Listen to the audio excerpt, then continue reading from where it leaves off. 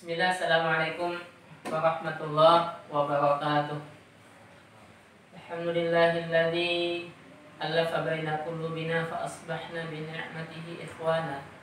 Wassalatu wassalamu ala nabiyyina Muhammad sallallahu alaihi wasallam wa ala alihi wa sahbihi wa mawala, amma ba'd. Ya hadirin usikum nafsi bi taqwallah wa ta'atihi faqad fazal muttaqun.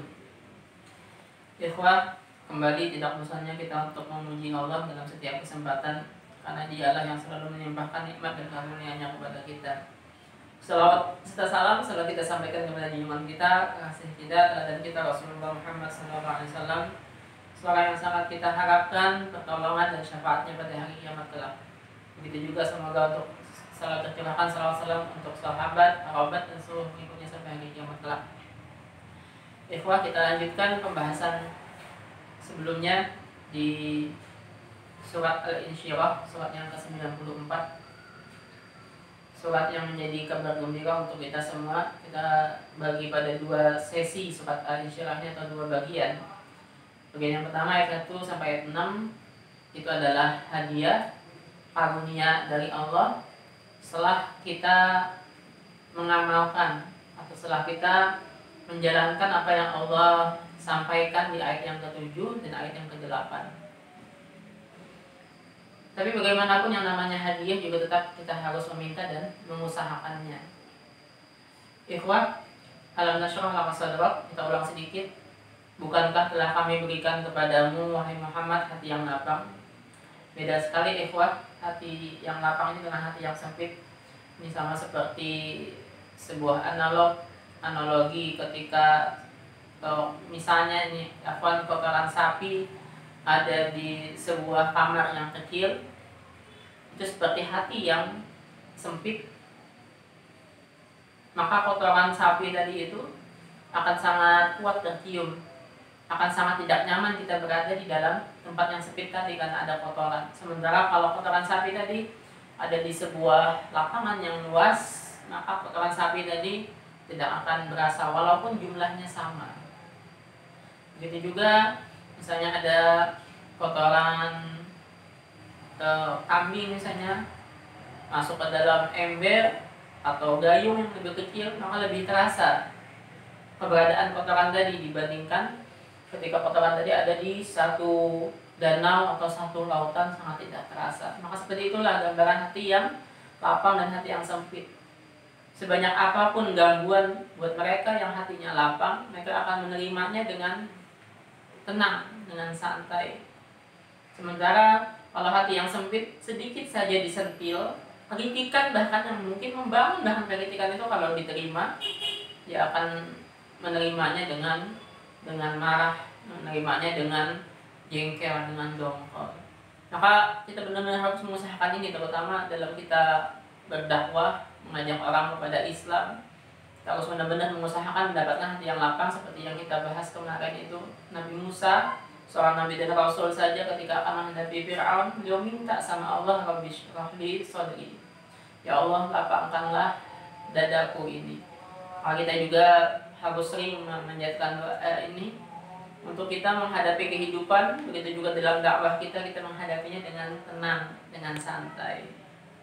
Berbagai macam hambatan, kendala akan kita hadapi dengan ketenangan, dengan kebijaksanaan. Optimis, kita kemarin itu poinnya, ketika hati yang lapang juga pasti akan optimis. Ketika hati lapang juga kita akan lebih mudah menerima ilmu, begitu juga menerima masukan dan kritikan.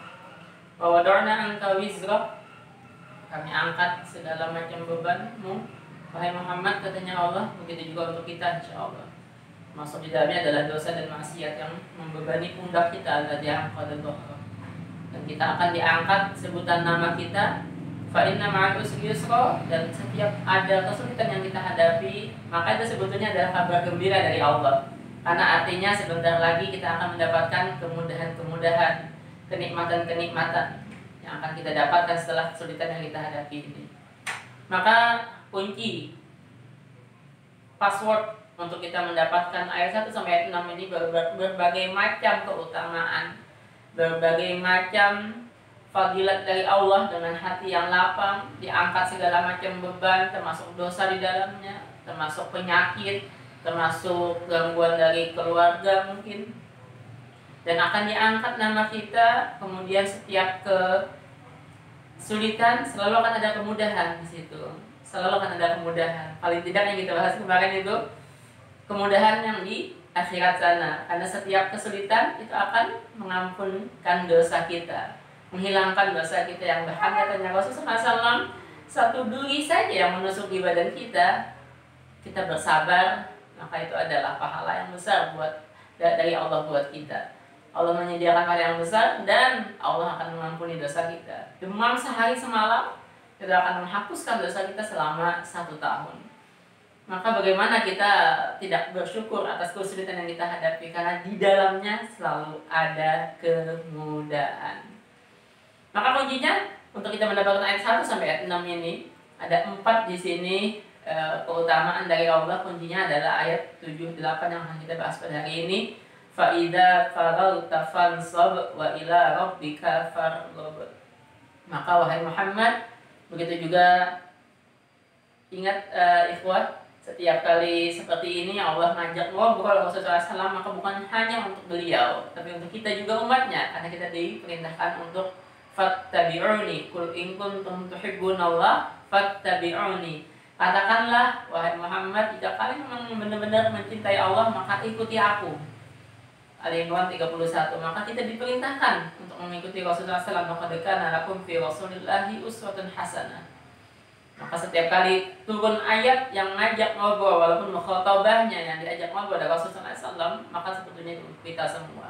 Bahkan kalau perlu kita rasakan, seperti yang kita bahas di surat Duha kemarin, itu untuk kita, diri kita. Ini Allah ngajak ngobrol kita dengan penuh bahasa yang penuh dengan bahasa kasih sayang. Allah ngajak ngobrol kita. Faidah faragta fansab. Maka apabila engkau telah selesai mengerjakan satu pekerjaan, satu ibadah, satu ketaatan, maka sambung dengan ibadah ketaatan yang lainnya. Ikhwah, ini yang seharusnya mewarnai kehidupan kita setiap muslim. Tidak ada waktu yang terlewat kecuali di dalamnya adalah taat. Karena ingat ikhwah, kita semua diciptakan Allah untuk wa ma khalaqtul jinna wal insa illa liya'budun. Tidaklah katanya Allah menciptakan jin dan manusia kecuali hanya untuk beribadah kepadaku. Ayat 56. Maka setiap waktu yang kita lewati di dunia ini, setiap detik yang kita lewati di dunia ini, dedikasikan semuanya untuk Allah, untuk akhirat. Jangan hanya untuk kehidupan di dunia ini. Kalaupun kita misalnya melakukan hal yang mubah, kita makan misalnya, kita tidur misalnya, kita jalan-jalan, kita ngobrol misalnya, kita bercengkrama dengan anggota keluarga kita misalnya, maka niatkan semua tadi untuk akhirat. Kita makan misalnya untuk akhirat seperti apa? Niatkan makan kita untuk menguatkan ibadah kita, untuk menguatkan kita sholat, untuk menguatkan kita baca Quran, untuk menguatkan kita zikir, untuk menguatkan kita berdakwah, untuk menguatkan kita melakukan kebaikan-kebaikan yang lainnya. Begitu juga kita tidur, niatkan untuk kita bisa bangun malam dengan tenang, dengan enak, dengan santai. Kita bangun malamnya karena kita sudah tidur, tidak ngantuk saat bangun malam. Kemudian kita beraktivitas besok harinya bisa semangat, bisa fresh kembali. Maka niatkan setiap sendi kehidupan kita, setiap detik yang kita lewati adalah untuk amal soleh, untuk ibadah, untuk ketaatan. Karena mungkin seorang muslim kemudian menghabiskan waktunya untuk hal-hal yang sia-sia. Jangankan yang maksiat ya, jangankan yang maksiat, yang sia-sia saja seorang muslim tidak akan menghabiskan waktunya untuk itu, apalagi maksiat. Untuk hal yang tidak berguna saja tidak mungkin seorang muslim menghabiskan waktunya, karena kata Rasulullah SAW, min husni islamil mar'i tarku ma la ya'ni. Dari bagusnya Islam seseorang, dia akan meninggalkan apa yang tidak bermanfaat. Semakin bagus Islam kita, semakin bagus keislaman kita, semakin bagus kualitas iman dan Islam kita, maka akan semakin sedikit hal bermanfaat yang kita lakukan. Semakin banyak hal yang tidak bermanfaat kita lakukan, maka itu memperlihatkan semakin kurang kualitas iman dan ketakwaan kita. Maka seperti itu tadi ikhwah, memang nggak mungkin kita sholat terus-terusan, memang nggak mungkin kita zikir terus-terusan, memang nggak mungkin kita dakwah ngajak orang kepada kebaikan terus-terusan. Tapi hal-hal yang mubah niatkan untuk menguatkan ketaatan ini. Niatkan. Karena dengan niat inilah kita akan mendapatkan pahala yang tidak terputus. Nah, termasuk juga bagaimana caranya untuk kita faida farauta fansob ini, untuk dalam setiap waktu kita dicatat oleh malaikat Raqib dan Atid dengan pahala, dengan kebaikan. Maka yang jangan juga kita lupakan adalah memudawamahkan wudhu, menjaga wudhu. Jangan sampai ada waktu kita terlewat dalam kondisi kita berhadas kecil. Hadas kecil saja jangan, apalagi berhadas besar ya. Jadi setiap kali batal wudhu kita, langsung kita berwudhu kembali. Setiap kali batal wudhu kita, maka langsung kita berwudhu kembali. Maka itu juga adalah salah satu bagaimana cara kita agar bisa faida farauta fansob. Karena dengan seperti itu kita terus-terusan melakukan ibadah, terus-terusan melakukan amal soleh. Karena selama kita wudhu, selama kita dalam kondisi suci, maka selama itu malaikat Raqib yang bekerja untuk mencatat amal kebaikan kita, dia akan menulis terus bahwa waktu yang kita lewati itu adalah untuk kebaikan. Sama seperti saat kita misalnya di masjid, kita niat iktikaf, maka walaupun kita tidur di masjid tadi, kita niatnya iktikaf, maka kita sudah mendapatkan pahala iktikaf, pahala dari Allah, pahala yang dicatat oleh malaikat. Seperti itu juga kalau kita berpuasa. Kalaupun kita berpuasa, kita sedang ngobrol, maka tetap ada pahala dari puasa yang saat itu sedang kita jalani, yang saat itu sedang kita lakukan. Maka ini adalah cara-cara tadi itu, cara-cara untuk kita faida farauta fansob. Hingga setiap waktu kita, setiap detik yang kita lewati bermakna semuanya. Apalagi tadi kita kerja misalnya dari pagi sampai sore, dari subuh bahkan kita berangkat kerja sampai datang lagi ke rumah malam hari. Maka niatkan itu untuk amal soleh, untuk kebaikan, mendapatkan pahala dari Allah, bukan cuma sekedar untuk uang. Untuk uang iya perlu memang kita. Setelah kita dapat uang, kita menafkahi keluarga kita, itu juga ada pahala buat kita. Setelah kita dapat uang, kemudian kita bisa berinfak di situ, itu juga adalah pahala buat kita. Tapi niatkan lagi buat niat yang lainnya, buat kebaikan-kebaikan yang lainnya.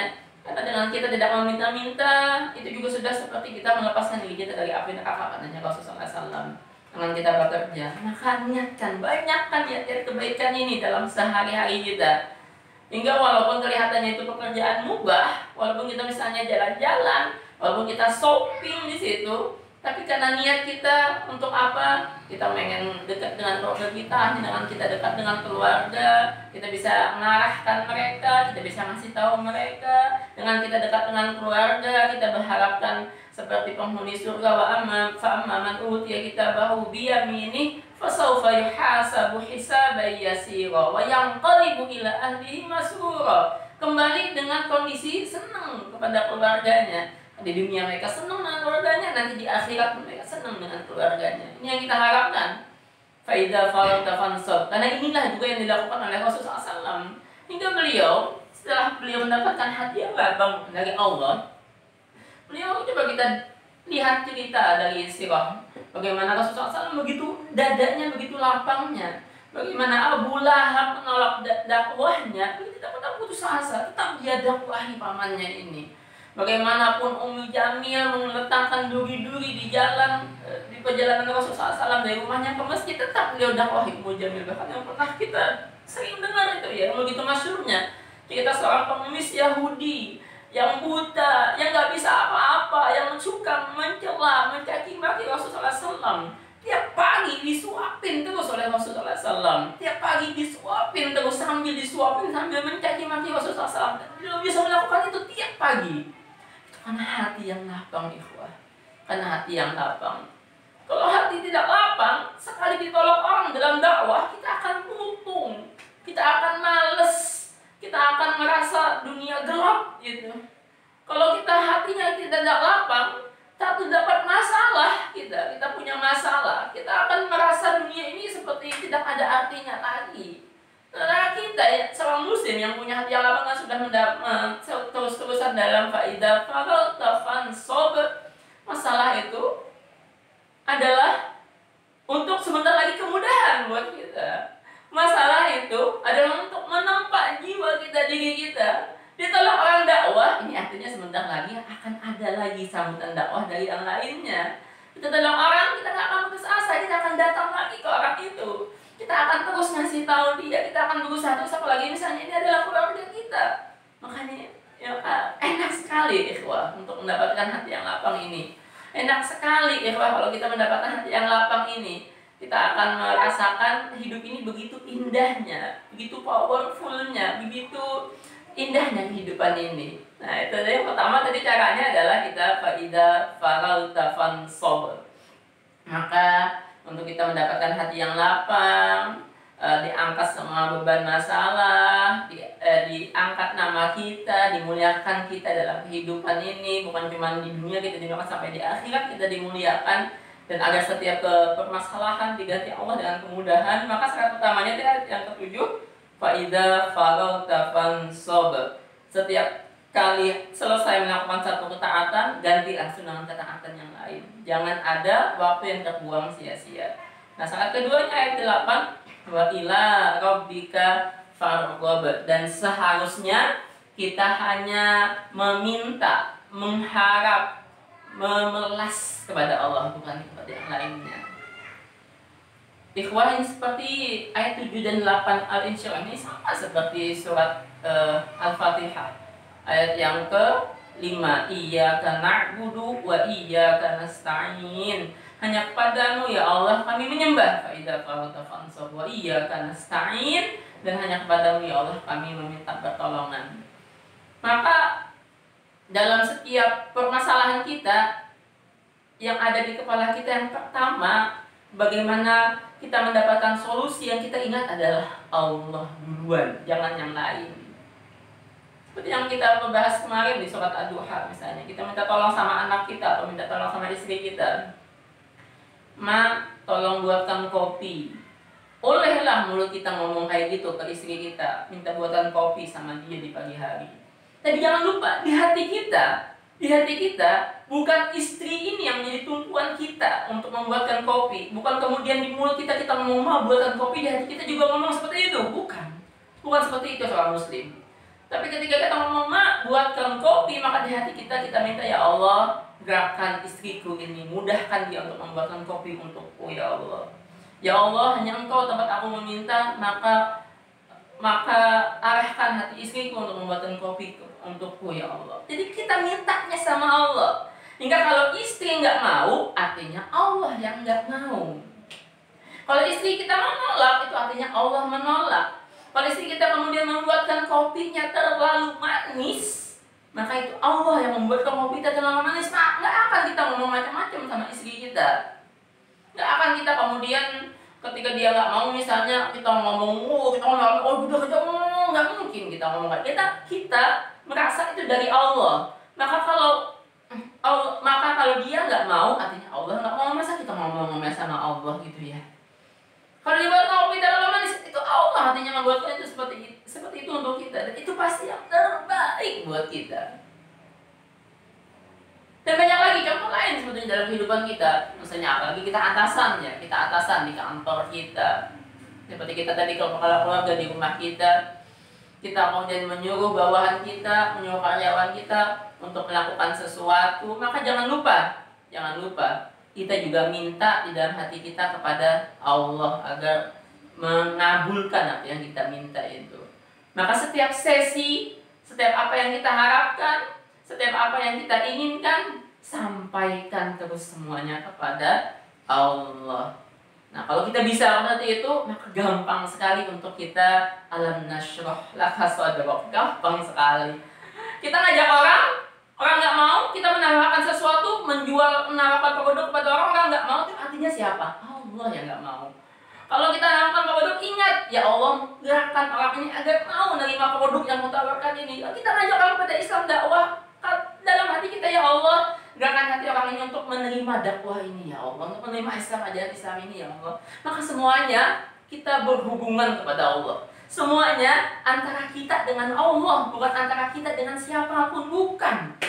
Tapi selalu antara kita dengan Allah saja. Dia mau, Allah yang nolong kita. Dia nggak mau, maka Allah yang nolak. Maka kalau seperti itu gampang sekali kita akan merasakan alam nasyrah laka sadrak. hati yang lapang, hati yang enak. Dua ini aja kuncinya, ikhwah. Dua ini aja kuncinya.